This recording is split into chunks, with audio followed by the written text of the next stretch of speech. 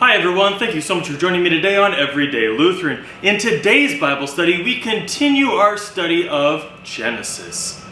Today we're going to focus on the very particular story of the sacrifice of the beloved Son found in Genesis 22. I invite you to follow along in Scripture if you have that handy. Now, spoiler alert, this Bible study will contain stories that you know, but lessons that were not taught to you. So please continue at your own growth and your own understanding. With this story, I think it's really important to know in the Hebrew, the original Hebrew text, the son is not truly named. This insertion of a name is added later. In the original Hebrew text, it is written, "Take your son, your beloved son." Well, okay. Does that mean it's Ishmael or does that mean it's Isaac? Because remember, Abram had two sons, one with Hagar and one with his wife Sarah. Both of these children were his sons. But which son is named in this sacrifice? And perhaps a more important question, why does it matter? As we look closely, we will begin to understand what this truly means. When we look at it in these two perspectives, it's important to know what it means for different groups within the world. For Jews and Christians, it's Isaac who will be sacrificed. That it is the promise of God and the true son of Abraham and Sarah, the couple who the promise was made by God. However, for Muslims, it is Ishmael who is to be sacrificed, for he is the firstborn son. Now, these two groups have fought and argued and debated, and it seems that even from the very beginning, the sibling rivalry has poured out into other groups, other generations. So why is this so important? The true distinction of which son it is matters greatly for who holds the promise of God given to the son and to Abraham. As you read through the scripture, you hear of a promise that is given to Ishmael, but it is not completely the same. It does not give the promised land or to be the chosen people of God. And so, these two important aspects, who owns the promised land and who is the chosen people of God, and thus blessed by God to the world, is an important distinction to note. For it will be through this nation, through these people, that the whole world will be blessed. And so we bear witness to a sibling rivalry. Who is the beloved son? Who is the favored child who will receive the greatest blessing of them all? As we look at this then, this has great impacts even still today. We talk about this as though it is brothers long ago, two children fighting over the same toy, fighting over the same father's affections. However, think closely about this.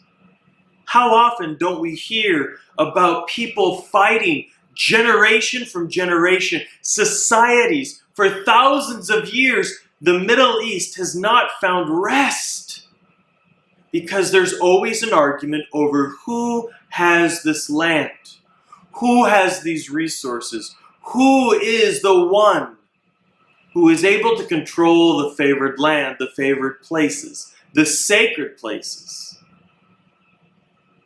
Who has the promise of God? Even still today, we bear witness to this. When we go to the promised land of Israel, we go to Jerusalem and we see denominations, religions, fighting over who has control, who has authority, and who is it that is allowed to worship in these different spaces.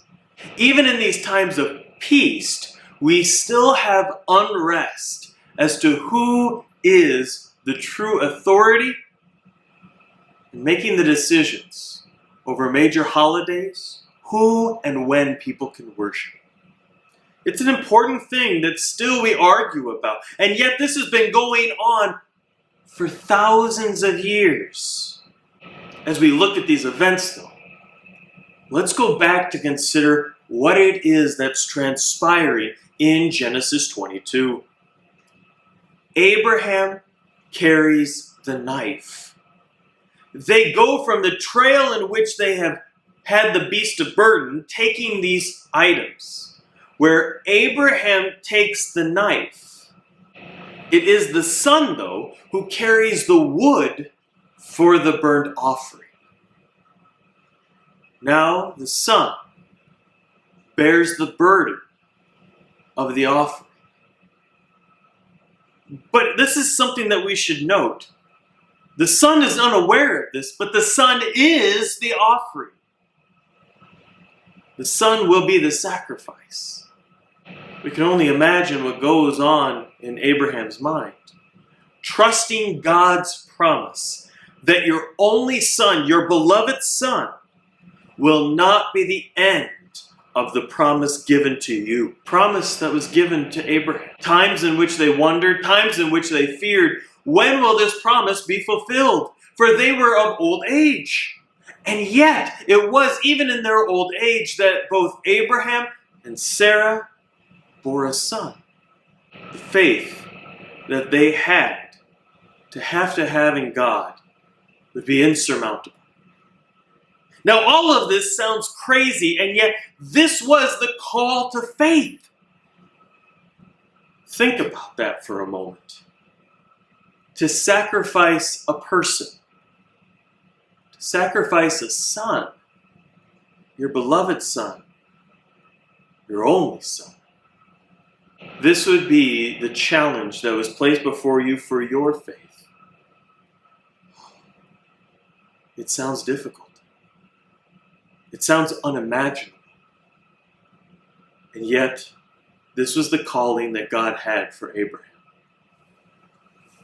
But just as Abraham goes, has the wood ready, he takes his son and goes to kill him. But God stops him. God stops Abraham. I want you to stop and consider this photo of this. An artist's rendition of God stopping Abraham from sacrificing his son. We're going to look at the picture from left to right. In the far left, we have a messenger of God, an angel, stopping Abraham's hand with a knife, showing that Abraham was willing to go through with it. Even Abraham looks as though he has determination, but also a fear, a doubt, a wonderment, a why, how, and can I? Even the fear in young Isaac's face is noted, where he realizes he is the sacrifice, and in but a moment his life will end.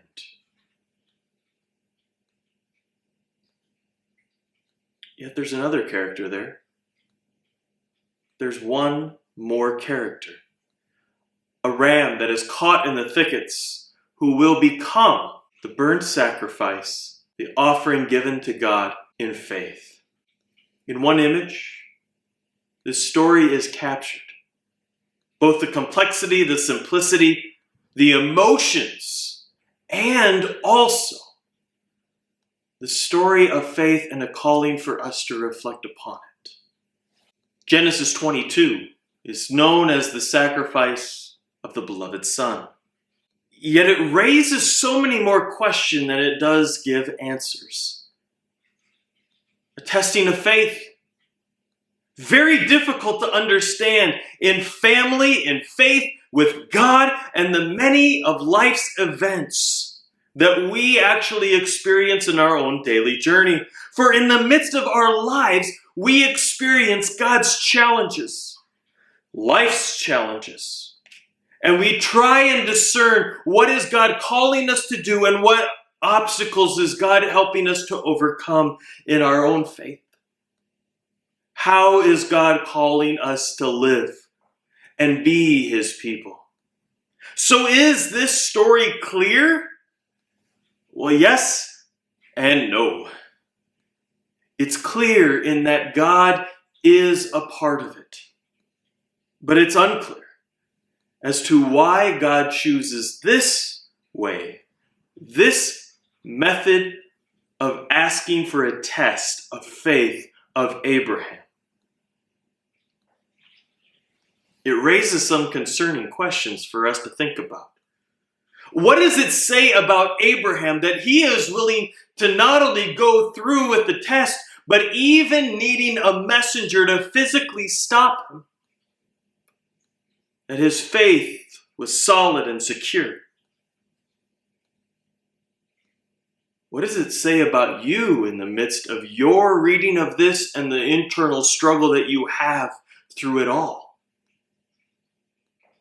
What does this say about God in the midst of your life? As God is in the midst of your life, in the trials, the tribulations, in the joys and in the celebrations, how are we having faith in a God who will be there delivering us a promise? These are not easy questions to wrestle with. And yet the account of Genesis does not stop there.